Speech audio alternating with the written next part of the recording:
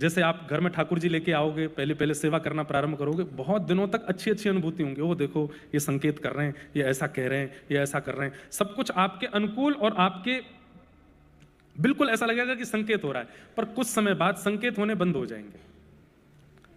संकेत होने भी बंद हो सकते हैं, या फिर दूसरा आप कहो कि आप इतनी सेवा कर चुके कि अब आप यूज्ड टू हो गए सेवा के, अब आपको संकेत होते ही नहीं है। रोज 6 बजे सेवा होती थी सुबह प्रारंभ, अब कह रहे हैं ठीक है 7 बज गए, कोई बात नहीं, 8 बज गए, ठीक है घर गई तो ठाकुर जी कर दो। ऐसी स्थिति आने लग जाएगी, संकेत धीरे धीरे कम होंगे। बीच में ये स्थिति सबकी बनती है।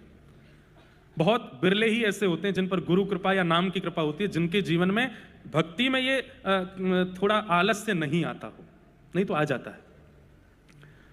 तो पुरंदरदास जी जब भक्त बन गए और पंढरपुर सब छोड़ छाड़ के पंढरपुर में आके निवास करने लगे, तो उनका इतना यश हो गया सब जगह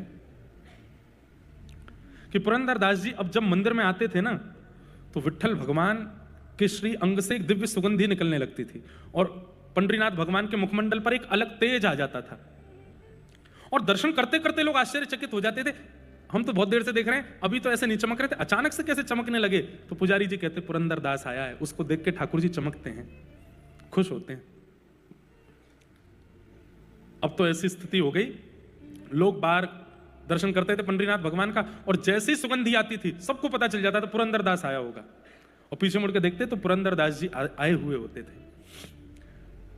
अब इससे हुआ क्या कि उनकी प्रसिद्धि इतनी हो गई पूरे पंढरपुर में कि पुरंदरदास जी जब अपने घर से निकलते थे तो रोडों को लोग फूलों से सजा देते थे, उनके चरण छूते थे, ऊपर से पुष्प वर्षा करते थे, माला पहनाते थे, उनको वंदन करते थे। लोग बाग घुटनों पर बैठ के रोते थे पुरंदरदास जी को देख करके कि आप इतने बड़े भक्त हैं, आप हम पे कृपा करो। भक्ति में प्रसिद्धि मिले आपके हाथ में नहीं है, पर प्रसिद्धि को स्वीकार करना अस्वीकार करना यह आपके हाथ में है।